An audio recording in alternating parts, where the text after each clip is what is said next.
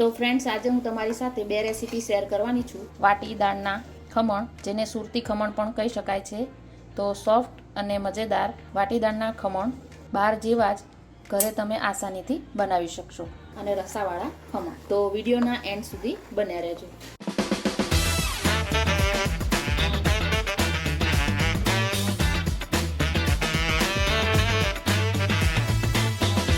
તો ફ્રેન્ડ્સ, અહીંયા મેં 2 કપ ચણાની દાળ લીધી છે.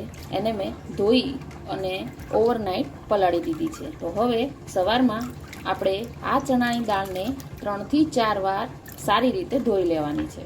હવે તમને અહીંયા એક ટિપ્સ કહી દઉં કે દાળને બરાબર વોશ કરવાની છે, નહીંતર એમાંથી સ્મેલ આવશે. અને જો સ્મેલ આવશે તો તમારા ખમણ સારા નહીં બને. એટલે દાળને પલાળતા પહેલાં પણ સારી રીતે ધોવાની છે અને પલળી ગયા પછી પણ સારી રીતે એને વોશ કરવાની છે. તો આ જો દાળ આપણી છે એ પલળી ગઈ છે. હવે એને આપણે ક્રશ કરી લઈશું. 1 ઇંચ આદુનો ટુકડો એડ કરવાનો, એને કટ કરી લઈશું. 2 તીખા મરચાં એડ કરી દેવા. હવે મિક્સીના જારમાં આપણે ચણાની દાળ એડ કરી દઈશું. હવે અત્યારે જ આપણે હળદર એડ કરી દઈશું થોડી. એને પીસતી વખતે જ આપણે એડ કરી લેવાની છે.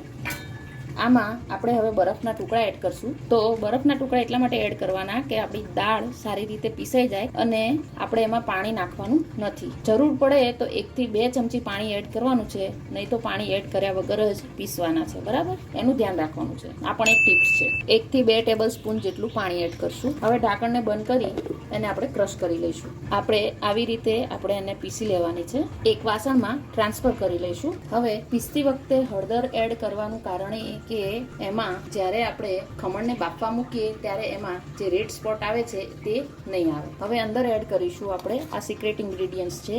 2 થી 2.5 ચમચી જેટલો બેસન એડ કરીશું અને અડધી ચમચીથી થોડી ઓછી હિંગ એડ કરીશું. હવે આ સામગ્રીને આપણે સારી રીતે ફેટી લેવાનું છે.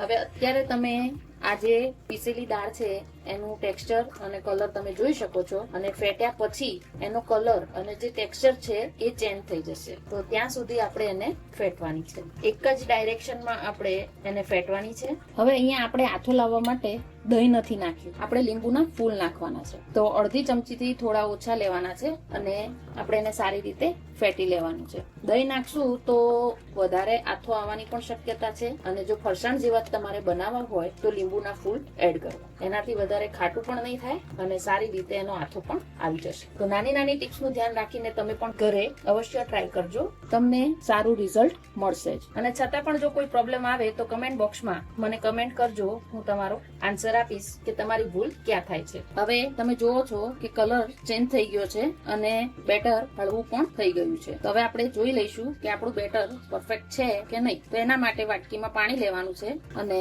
આ રીતે થોડુંક એડ કરી અને જોઈ લેવાનું. જો ઉપર તરે છે તો આપણું બેટર પરફેક્ટ છે, નહીં તો એને ફરી પાછું ફેટી લેવાનું. હવે આથા માટે આપણે 4 થી 5 કલાક મૂકી દઈશું. તો ફ્રેન્ડ્સ, તમે જોઈ શકો છો કે આથો એકદમ સરસ આવી ગયો છે. હવે આપણે 1 પ્લેટ જેટલું બેટર એક બાઉલમાં કાઢી લઈશું. તો હવે આ 1 પ્લેટ જેટલું બેટર છે એને હું મોટા બાઉલમાં ટ્રાન્સફર કરી રહી છું. તો અડધી ચમચી મેં લીલી મરચીની પેસ્ટ પાછી એડ કરી છે અને થોડું આદુ પણ ફ્રેશ આપણે એડ કરી દઈશું. આદુથી ખમણનો ટેસ્ટ બહુ જ સરસ આવે છે. તમને ઓછું પસંદ હોય તો પછી તમે ઓછું નાખી શકો છો, પણ સુરતી ખમણ હોય એટલે એમાં આદુ અને મરચીનો ટેસ્ટ તો આવવો જ જોઈએ. હવે એમાં આપણે 2 ચમચી જેટલું તેલ એડ કરી દઈશું. તેલ સિંગ તેલ લેવાનું છે. હવે સ્વાદ પ્રમાણે મીઠું એડ કરી લઈશું. હવે એને સારી રીતે મિક્સ કરી લઈશું અને થોડીક વાર આપણે એને બરાબર ફેટી લઈશું, એટલે અંદર થોડી એર ભરાઈ જાય અને આપણા જે ખમણ છે એકદમ સોફ્ટ અને જાળીદાર બને. હવે ઢોકળાની પ્લેટ લીધી છે મેં. તમે કોઈ પણ થાળી કે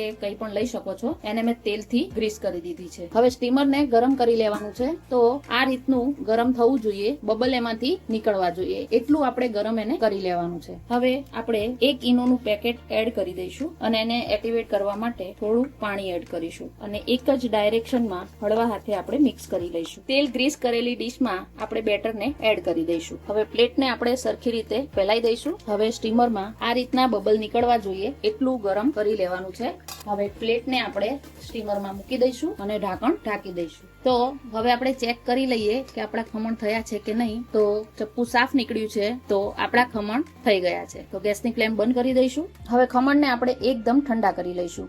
તો ફ્રેન્ડ્સ તમે જોઈ શકો છો કે ઉપરથી પણ જાળી દેખાય છે અને આપણા ખમણ સારી રીતે ફૂલ્યા પણ છે. હવે એને આપણે કટ કરી લઈશું. ખમણ એકદમ ઠંડા થઈ ગયા છે. તમને દેખાતું હશે કે અહીંયા સાઈડ પરથી પણ નીકળી ગયા છે, એની સાઈડ છૂટી ગઈ છે. તો હવે એક પ્લેટ પર આપણે ઊંધા પાડી અને કાઢી લઈશું. તો તમે જોઈ શકશો કે આસાનીથી નીકળી પણ ગયા અને જાળી પણ તમને દેખાતી હશે કે કેટલી સરસ જાળી પણ પડી છે. હવે એને આપણે કટ કરી લઈશું. તમને જેવા પીસ જોઈએ એ પ્રમાણે કટ કરી લેવાના. આ જ બેટરમાંથી તમે લોચો પણ બનાવી શકો છો. તો અત્યારે વરસાદ સારો એવો પડી પણ રહ્યો છે, તો એમાં ગરમા ગરમ ખમણ મળી જાય તો પણ એની મજા જ કઈ ઓર છે. વરસાદ પડતો હોય એટલે ખાલી ભજીયા જ યાદ આવે એવું ના હોય, પણ જો ગરમા ગરમ ખમણ, લોચો એ પણ જો મળી જાય તો પણ એની મજા કઈ ઓર છે. અને તમે આ વિડીયો ક્યાંથી જોઈ રહ્યા છો એ જરૂર કમેન્ટ કરજો અને વિડીયો પસંદ આવે તો લાઈક, શેર અને સબસ્ક્રાઇબ જરૂર કરી દેજો. તો તમને આ ખમણમાંથી જાળી દેખાતી જશે અને એની સોફ્ટનેસ તમને ખ્યાલ આવતો જશે. તો તમે પણ આ રીતે બનાવશો તો તમારા ખમણ પણ એકદમ સોફ્ટ, જાળીદાર અને બાર જેવા જ થશે. હવે એનો આપણે વઘાર કરી લઈએ. ખમણને હું કડાઈમાં એડ કરી દઈશ એટલે મિક્સ કરતા ફાવે, વઘાર થઈ જાય એટલે. તો ઉપરથી આપણે ધાણા એડ કરી દઈશું. હવે અહીંયા એક વાસણમાં મેં તેલ એડ કરી દીધું છે, 5 થી 6 ટેબલ સ્પૂન જેટલું. એને બરાબર ગરમ કરી લઈશું. રાઈ એડ કરી લઈશું. આમાં રાઈ આગળ પડતી હોય છે, તો 2 થી 3 ટેબલ સ્પૂન જેટલી રાઈ એડ કરી દેવાની. થોડા મરચા કટ કરી લીધા છે એ એડ કરી દઈશું અને થોડા લીમડાના પાન. લીમડાના પાન ઓપ્શનલ છે, તમારે નાખવા હોય તો નાખી શકો છો, પણ મને લીમડાનો ટેસ્ટ વધારે પસંદ છે. ગેસની ફ્લેમ બંધ કરી દઈશું.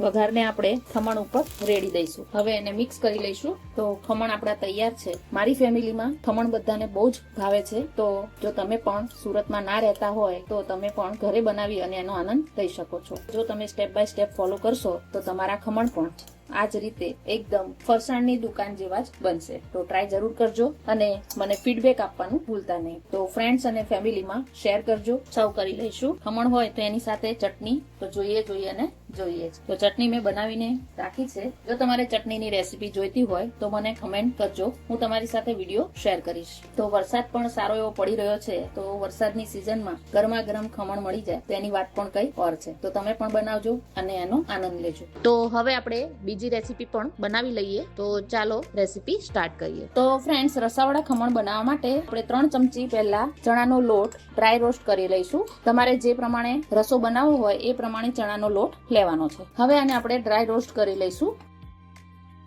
તો લોટ શેકાઈ ગયો છે, એને આપણે સાઈડ પર કરી લીધો છે. હવે એક પેન લઈ લઈશું. એમાં તેલ એડ કરી લઈશું. 1 થી 1.5 ટેબલ સ્પૂન તેલ એડ કરીશું. તેલ ગરમ થઈ જાય એટલે એમાં રાઈ એડ કરીશું, થોડું જીરું, લીમડાના પત્તા, થોડી હિંગ એડ કરીશું, થોડા કાંદા એડ કરીશું. હવે જ્યાં સુધી કાંદા થાય છે ત્યાં સુધી આપણે બેસનમાં પાણી એડ કરી દઈશું અને એનું એક બેટર તૈયાર કરી લઈશું. થોડું પાણી એડ કરી અને આપણે એને મિક્સ કરી લઈશું. હવે થોડા ટામેટા એડ કરી દઈશું. આ સાઈડ આપણો બેસનનો ગોળ તૈયાર છે. હવે એમાં એડ કરીશું લીલી મરચીની પેસ્ટ. લીલી મરચી ના હોય તો મરચા યુઝ કરવા, પણ હોય તો લીલી મરચીનો જ યુઝ કરવો.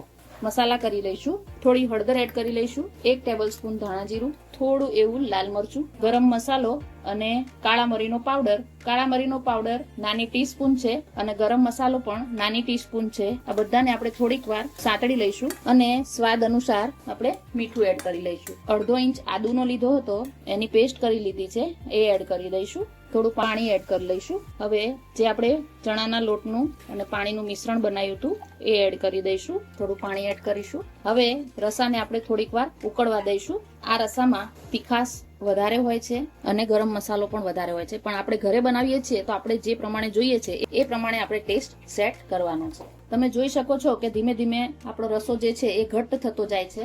હવે આ જે ખમણ બનેલા હતા એનો આપણે ભૂકો કરી દઈશું.